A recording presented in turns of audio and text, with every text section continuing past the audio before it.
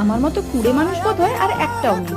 দেখো, 2 মাস আগের যে ব্লগগুলো শুট করেছিলাম সেগুলো এখন অবধি দেওয়া হলো না। আজকের ব্লগে শীতের একটা সুন্দর সকাল তোমাদের সাথে শেয়ার করছি এবং তার সাথে সারাদিনে কি কি খাবার রান্না করলাম সেটাও শেয়ার করব। আজ সকাল সকাল আমি আর শুভময় দুজনেই বেরিয়ে পড়েছিলাম মর্নিং ওয়াক করতে। শীতের এই সুন্দর ঠান্ডা ঠান্ডা পরিবেশে হাঁটতে তো খুব ভালো লাগে আর শরীরও খুব ভালো থাকে।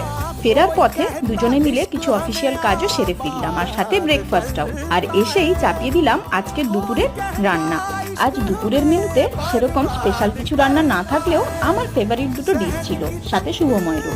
আসলে আমরা পালং শাক দিয়ে ডাল খেতে খুব ভালোবাসি, তাই আজ রান্না করেছিলাম পালং শাকের ডাল আর সাথে স্পাইসি মাশরুম কারি। যাই হোক, শীতকালে পালং শাক দিয়ে কোনো তরকারি হবে না, এটা কি হতে পারে? দেখো, এই যে আমার রান্না কমপ্লিট। এরপরে করে নিলাম মাশরুম কারি। তোমাদের পালং শাকের কোন কোন ডিশগুলো ভালো লাগে অবশ্যই কমেন্ট করে জানিও, আর ব্লগটি ভালো লাগলে একটি লাইক করে দিও।